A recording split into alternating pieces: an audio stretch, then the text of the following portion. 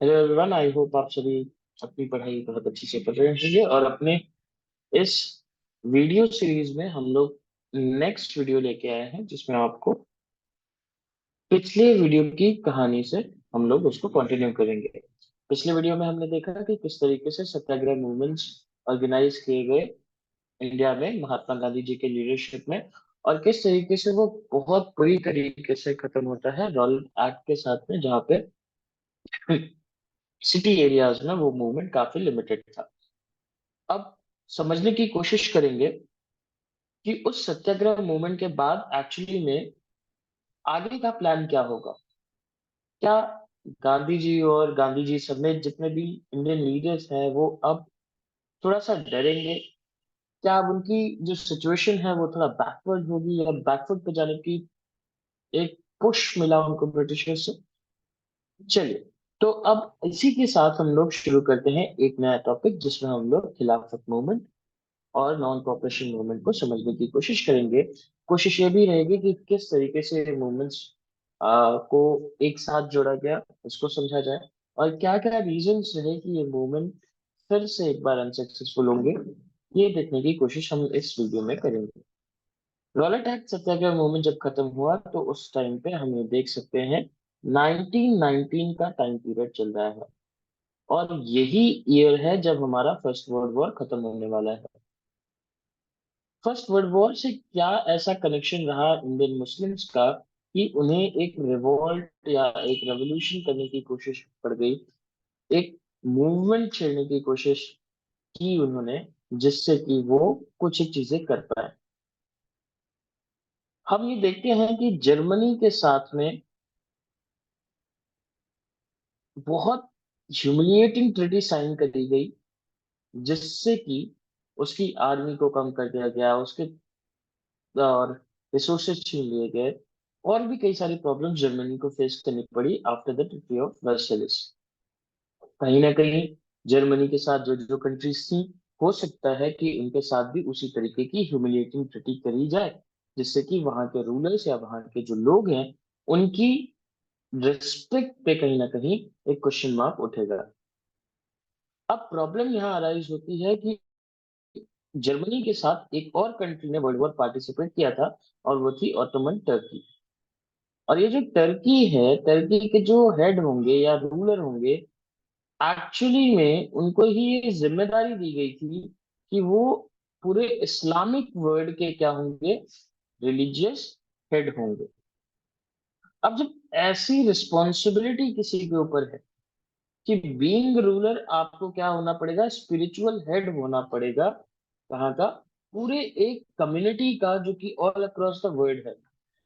तो यहाँ पे समझने की कोशिश करिए, अगर स्पिरिचुअल हेड होने के बाद भी ऐसी ह्यूमिलिएटिंग ट्रीटी करी जाएगी टर्की के रूलर के साथ में, तो कहीं ना कहीं ये उस पूरे के पूरे रिलीजन के लिए हार्मफुल होगा, या फिर उसके लिए एक क्वेश्चन मार्क आ जाएगा कि भाई आपने, आपकी वजह से हमारे पूरे रिलीजन इस्लाम की बेइज्जती होगी, या उसके खिलाफ आप कुछ करें। और टर्की के रूलर को, जो कि स्पिरिचुअल हेड भी था इस्लामिक वर्ल्ड का, उसको ये लोग कैलिफ बोलते थे, कैलिफ या फिर खलीफा। अब जब ऐसा दिखाई देने लगा, जब ऐसा लगने लगा कि कहीं ना कहीं जो ट्रीटी जर्मनी के साथ में हुई है वही ट्रीटी टर्की के साथ में भी हो सकती है, तो वहां के जितने भी लोग थे या फिर पूरे वर्ल्ड में जितने भी इस्लामिक फॉलोअर्स थे, उन सभी ने ये कोशिश करी कि ब्रिटेन या फिर उनकी कॉलोनीज पे या फिर ऐसे लोगों पे प्रेशर डाला जा सके जो कि टर्की के साथ होने वाली ट्रीटी को थोड़ा ग्रेसफुल रखें, थोड़ा सा इज्जत से ट्रीटी करें, ताकि उनके इस्लामिक हेड की बेइज्जती भी ना हो। और ऐसी ही एक डिमांड के साथ कैलकटा में, आप लोग जगह जरूर याद रखेंगे, वो है कैलकटा। ठीक, कैलकटा में एक कमेटी बनाई गई, और इस, सॉरी, ये कमेटी कैलकटा नहीं, बॉम्बे में बनाई जाएगी। तो इसी चीजों को ध्यान में रखते हुए बॉम्बे में एक कमेटी बनाई गई, जिसका ये ऑब्जेक्टिव था कि वो सारे के सारे लोग मूवमेंट शुरू करेंगे, ताकि जो टर्की के रूलर हैं, स्पिरिचुअल हेड हैं, कैलिफ हैं, उनकी रिस्पेक्ट के साथ कोई भी ट्रिटी ना की जाए। और इसमें दो मुस्लिम लीडर्स के नाम आपको याद रखने होंगे। दोनों ही भाई हैं। पहला है मोहम्मद अली और दूसरे हैं शौकत अली। शौकत अली, ये दो भाई हैं जिन्होंने एक्चुअली में इस मूवमेंट की नींव रखी। अब महात्मा गांधी जी को ये लग रहा था कि ये जो रॉलेट एक्ट का मूवमेंट फेल हुआ, वो कहीं ना कहीं लेस पॉपुलैरिटी के चलते ही फेल हुआ। लोगों का सपोर्ट उस मूवमेंट को नहीं मिल पाया।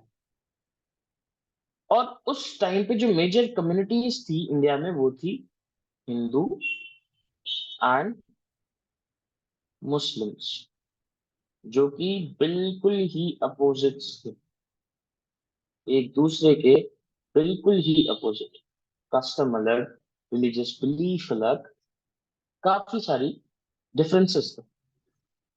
और ये एक ऐसी अपॉर्चुनिटी दिखाई देती है, ये एक ऐसा इवेंट दिखाई देता है, जहां पे गांधी जी ने ये कहा कि अगर हम इस सिचुएशन में मुस्लिम्स की, इस्लामिक फॉलोअर्स की हेल्प करते हैं, तो ultimately we also will be getting some sort of support, जहां पे हम इंडिया को फ्रीडम दिलाने के लिए एक बहुत बड़ा मास मूवमेंट शुरू कर पाएंगे, with the help of the unity between the Hindu and Muslim.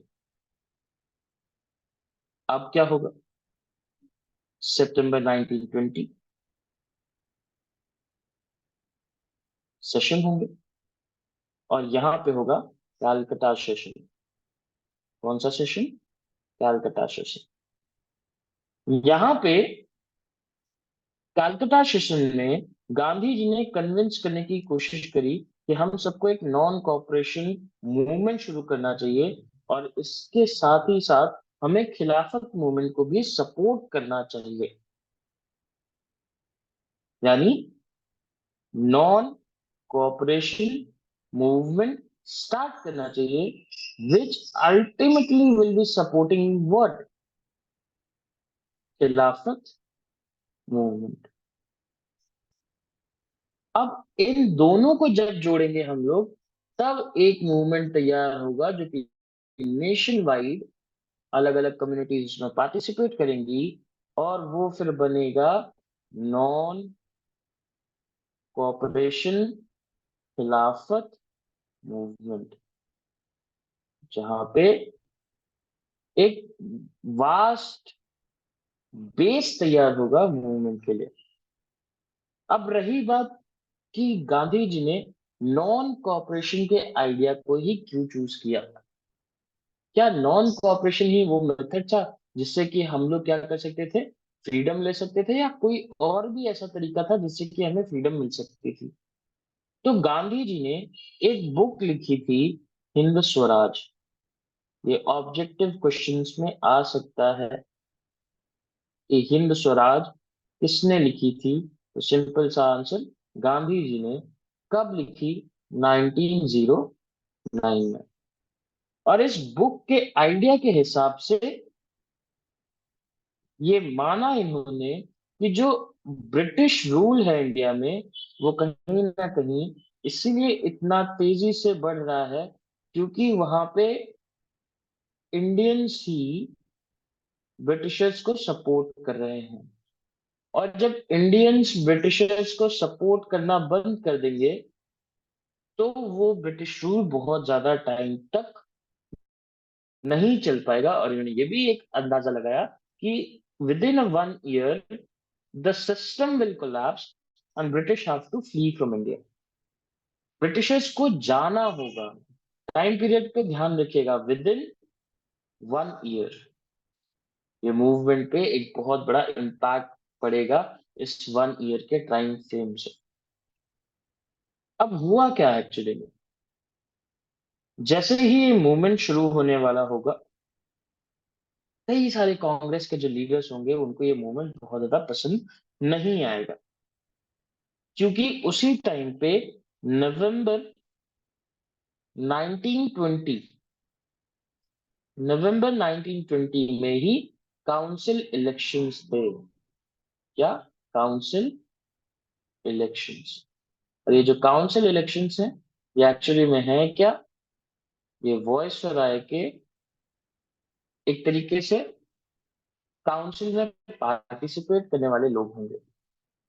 Council elections होने वाले थे और काफी सारे लीडर्स का ये मानना था कि कांग्रेस को काउंसिल इलेक्शंस में पार्टिसिपेट करना चाहिए, और इस वजह से एक इंटरनल टसल डेवलप हुई कांग्रेस में भी, जो कि काफी हद तक इंटेंस थी। कई सारे लीडर फेवर कर रहे थे एक मास मूवमेंट का, और कई सारे लीडर फेवर कर रहे थे कि हमें काउंसिल इलेक्शन में पार्टिसिपेट करना चाहिए। और फाइनली फाइनली एक डिसीजन लिया गया दिसंबर 1920 में।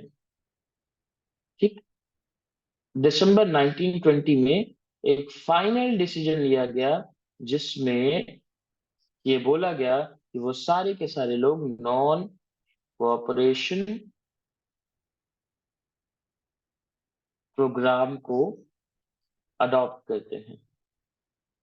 यानी अब नॉन कॉपरेशन मूवमेंट पूरे इंडिया में लॉन्च किया जाएगा, जो कि एक बहुत बड़ी विक्ट्री थी उन लीडर्स के लिए जो कि क्या करना चाहते थे, एक मास मूवमेंट लॉन्च करना चाहते थे।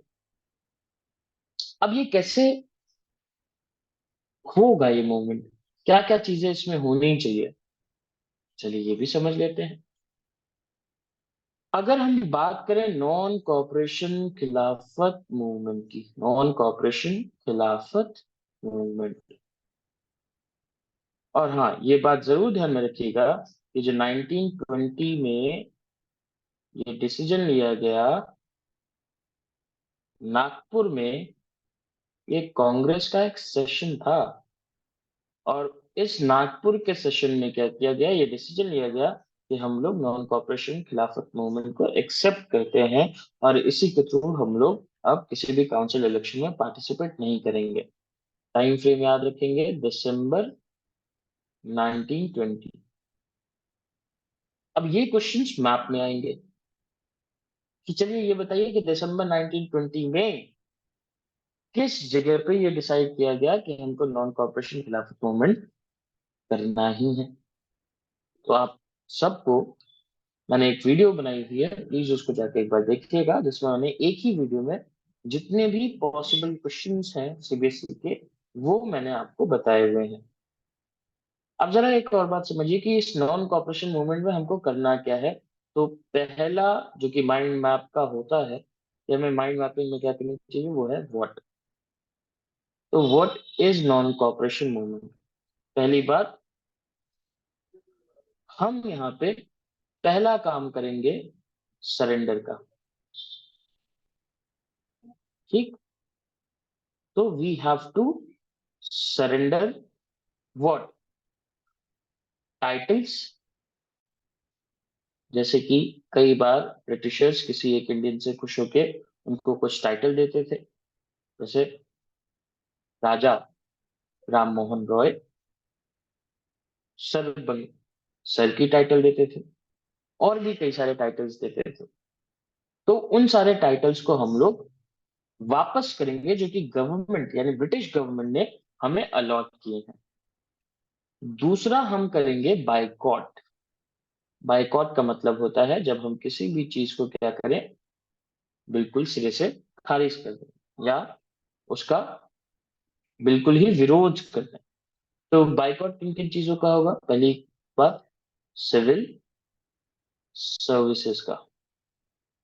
सिविल सर्विसेज को बायकॉट करेंगे, आर्मी को बायकॉट करेंगे, पुलिस को बायकॉट करेंगे, कोर्ट को बायकॉट करेंगे, लेजिस्लेटिव काउंसिल्स को बायकॉट करेंगे, काउंसिल स्कूल फॉरेन गुड,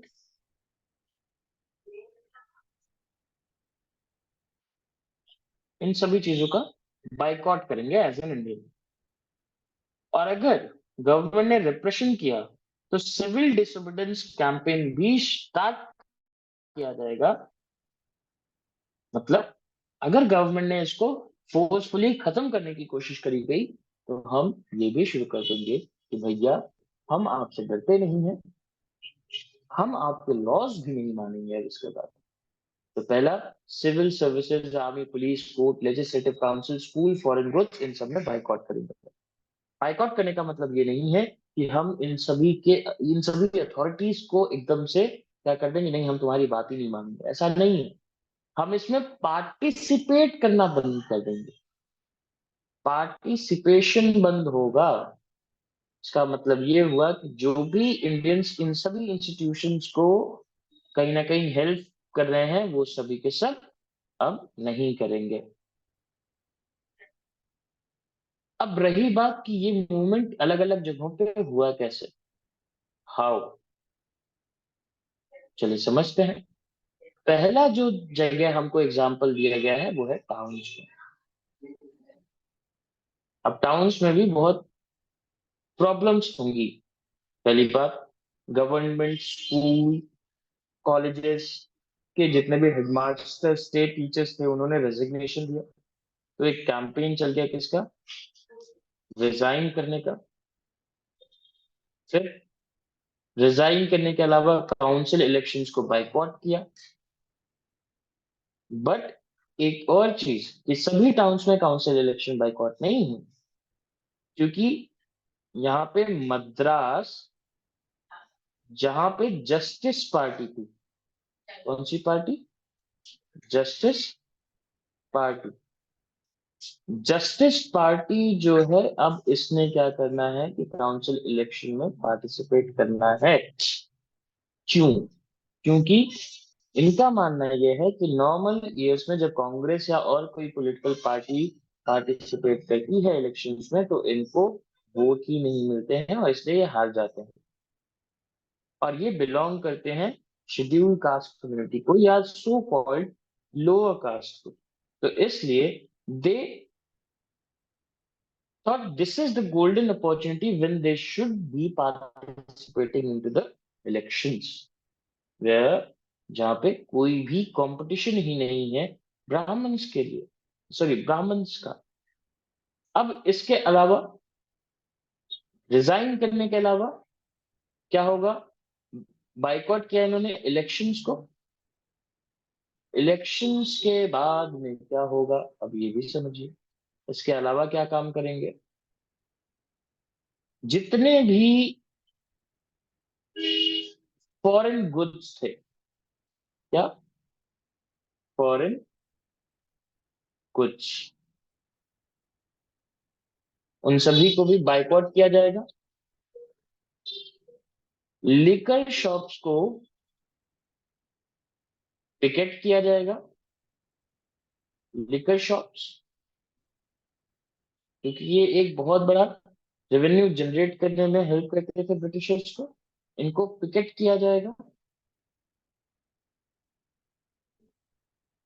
जिसकी वजह से एक अंदाजा लगाया गया कि 1921 से लेके 1922 तक ब्रिटिशर्स का जो रेवेन्यू था वो ड्रॉप हुआ 102 करोड़ से 57 करोड़ तक। क्योंकि आप समझ सकते हैं कि कहीं ना कहीं इकोनॉमिक फ्रंट पे, इकोनॉमी में ब्रिटिशर्स को एक बहुत बड़ा नुकसान हुआ है इस नॉन कॉपरेशन मूवमेंट से। और इसी के साथ जब ब्रिटिशर्स की फॉरेन गुड्स को लोगों ने बाइकआउट किया तो कहीं ना कहीं उनको उसका अल्टरनेटिव चाहिए। और अल्टरनेटिव क्या है कि इंडियन प्रोडक्ट्स की वैल्यू क्या हो जाएगी, बढ़ जाएगी। तो इंडियन मैन्युफैक्चरर्स को भी फायदा होगा, इनकी डिमांड बढ़ जाएगी तो इनको भी काम मिलेगा, फायदा होगा। बट धीरे धीरे ये मूवमेंट भी काफी स्लो हो जाता है, क्योंकि ये जो इंडियन प्रोडक्शंस थे ये कुछ हद तक बहुत एक्सपेंसिव होते थे, तो जो गरीब हुआ करते थे वो इसको अफोर्ड नहीं कर सकते थे। इसके अलावा ब्रिटिश इंस्टीट्यूशंस जो थे उन्होंने भी एक प्रॉब्लम क्रिएट करी। ब्रिटिश इंस्टीट्यूशंस बहुत सस्ते दामों पे इंडियन प्रोडक्ट्स के अल्टरनेटिव्स इंडियन मार्केट्स में बेचने लगे, जिससे कि स्लोली इंस्टेडली ब्रिटिशर्स की जो इकोनॉमी थी वो वापस बैक ऑन ट्रैक हो जाती है। और इसी के साथ ये जितने भी लोग रिजाइन कर रहे हैं ना, मास्टर की पोस्ट से, एडवोकेट्स थे, जज थे, सिविल सर्विसेज जिन्होंने छोड़ी, उन सबको कहीं ना कहीं एक टाइम के बाद पैसों की जरूरत होगी, और वो पैसों की जरूरत जॉब से ही पूरी हो सकती है। तो धीरे धीरे से ही सारे के सारे लोग अपने जॉब में वापस चले गए। इलेक्शंस का आपने देखा ही कि जस्टिस पार्टी जो कि मद्रास में है, उन्होंने पार्टिसिपेट किया ही। फॉरेन गुड्स क्यों फेल हो गया, क्योंकि इसका बायकॉट करना क्यों फेल हो गया, क्योंकि हमारे इंडियन प्रोडक्ट्स जो थे वो महंगे थे, और उस महंगे होने के रीजन की वजह से कहीं ना कहीं हमें वापस से शिफ्ट होना पड़ा फॉरेन गुड्स की तरफ। लिकर शॉप्स को पिकेट जरूर किया गया, इससे रेवेन्यू भी घटा, बट ये लंबे समय तक पॉसिबल नहीं हो पाया। अब अगर हम बात करें दूसरी, तो वो है कंट्री साइड की। अभी तक हमने टाउन एरिया पढ़ा, अब कंट्री साइड देख लेते हैं। कंट्री साइड यानी विलेजेस में क्या हालचाल है इस मूवमेंट का, कैसे लोगों ने पार्टिसिपेट किया। तो यहाँ पे सबसे पहला एग्जाम्पल हमको मिलेगा अवध का, और यहाँ पे भी एक नाम आपको देखने को मिलेगा, वो है बाबा रामचंद्र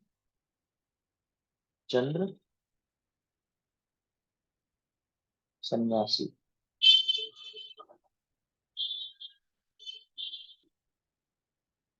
ये जो इंडिविजुअल हैं, इन्होंने क्या किया कि कहीं ना कहीं ये इंडिया में जो भी पेजेंट्स थे, जो भी वर्कर्स थे, उन सभी की सिचुएशन को लेके वरीड थे। अब अवध में क्या होता था कि कई सारे लोग जो कि अपर कास्ट से बिलोंग करते थे, या फिर कहीं ना कहीं उनके पास खूब पैसा होता था, या जमींदार जिसको आप बोल सकते हैं, वो सारे के सारे लोग ऑप्रेसिव हो जाते थे। ऑप्रेसिव का मतलब वो बिना मतलब के ही ऐसे पुअर लोगों को थोड़ा सा परेशान किया करते थे। पहला, बेगार कराते थे। बेगार मतलब काम कराया पैसा नहीं दिया। टेनेंट्स, किस जो लैंड रेंट पे लेते थे, उनको कोई सिक्योरिटी नहीं मिलती थी। सिक्योरिटी इन द सेंस कि कब उनकी लैंड उनसे छीनी जाएगी इनको कोई भी पता नहीं है। पेजेंट्स अक्सर ये डिमांड करते थे कि रेवेन्यू को कम किया जाए। पेजेंट्स की डिमांड क्या थी वो भी समझ लीजिए, रेवेन्यू कम करो भाई, बेकार नहीं होना चाहिए, ये दो चीजें होनी चाहिए। और इसको करने के लिए कई कई बार ये जो पेजेंट्स या वर्कर्स होते थे, वो लोग एक मुहिम छेड़ देते थे कि नाई धोबी बंद, कि ऐसे ऑपरेसिव लैंडलॉर्ड्स जो कि कहीं ना कहीं रेवेन्यू ज्यादा लेते हैं और बेगार कराते हैं, उन सभी के घरों पे अब नाई और धोबी यानी बार्बर और वॉशरमैन ये नहीं जाएंगे। और सबसे बड़ी बात ये कि जब आप ये समझिए कि जब भी कहीं ना कहीं किसी भी बड़े इंसान के यहाँ कोई भी कल्चरल प्रोग्राम होगा, तो वहां पे नाई धोबी का एक बहुत बड़ा रोल होता है। और जब ये लोग नहीं जाएंगे तो कहीं ना कहीं उन सभी की बेइज्जती होगी। अब जवाहरलाल नेहरू ने भी इस सिस्टम को बड़ा सपोर्ट किया, और वो भी इनके साथ आके इनको सपोर्ट करने लगे, और इन लोगों ने मिलकर बनाई और किसान सभा। क्या बनाया? और किसान सभा, जो और किसान सभा है, ये कहीं ना कहीं ऐसे लोगों को और ज्यादा बढ़ाने के लिए है जो ऑपरेसिव सिस्टम के अगेंस्ट में है। बट जैसे ही नॉन कॉपरेशन मूवमेंट शुरू हुआ, कहीं ना कहीं और किसान सभा का जो मेन ऑब्जेक्टिव था वही खो गया। यहाँ पे क्या होने लगा,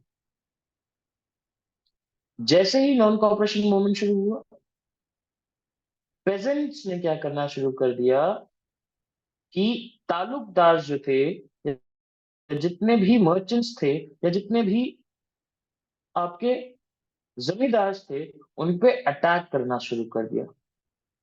और जो नॉन कॉपरेशन मूवमेंट है, ये पूरी तरीके से क्या है, नॉन वायलेंस वाला मूवमेंट, जहां पे आप वायलेंस नहीं करेंगे। अटैक के अलावा लूट भी करनी शुरू कर दी। जहां पर भी इनको फूड ग्रेन्स की होर्डिंग मिलती थी, वो उसको लूट लेते थे। और कई जगहों पे तो हद ही हो गई कि लोकल पीजेंट्स ने ये तक डिक्लेयर कर दिया कि आज से कोई भी टैक्स जमींदार को नहीं देना है। लोकल लीडर्स, जो छोटे छोटे लीडर्स होते हैं, उन्होंने कहा कि अब आज से कोई भी टैक्स ही नहीं देना है, और ये जो लैंड है, ये फिर से रीडिस्ट्रीब्यूट करी जाएगी। आप जरा समझिए, ऐसी कोई भी बात गांधी जी या कांग्रेस ने नहीं करी थी। और जब ये सारी चीजें होने लगी, ये बिल्कुल नॉन कॉपरेशन मूवमेंट से अलग हो गया, कहीं ये सेम नहीं है। और ये कहीं से भी नॉन कॉपरेशन मूवमेंट को सपोर्ट नहीं करता है। क्या क्या हुआ, इन्होंने अटैक किया, लूट किया, टैक्सेस नहीं दिए, और ये होप कर रहे हैं कि लैंड रीडिस्ट्रीब्यूशन होगा, जिससे कि सभी के पास एक एम्पल अमाउंट ऑफ लैंड आ जाएगी और वो सब लोग खेती बाड़ी कर पाएंगे। अब नेक्स्ट वीडियो में हम ट्राइबल और प्लांटेशन वर्कर्स की सिचुएशन समझने की कोशिश करेंगे, और ये भी देखेंगे कि कैसे कि ये नॉन कॉपरेशन मूवमेंट खत्म होता है, क्या कुछ प्रॉब्लम्स थी। ये सारी चीजें हम नेक्स्ट वीडियो में डिस्कस करेंगे। आई होप कि आपको ये वीडियो समझ में आया, ये लेक्चर समझ में आया। और कोशिश यही रहेगी कि ऐसे ही और भी वीडियोस बनाए जाएं, ताकि आपको इन टॉपिक्स की एक डीप नॉलेज हो पाए। आप इन वीडियोस को देखिए और एग्जाम्स के लिए प्रिपेयर करिए। शॉर्ट नोट्स बनाते रहिए, क्वेश्चन के आंसर्स लिखते रहिए। और हम लोग मिलेंगे नेक्स्ट वीडियो में, तब तक के लिए thank you so much. Take care everyone.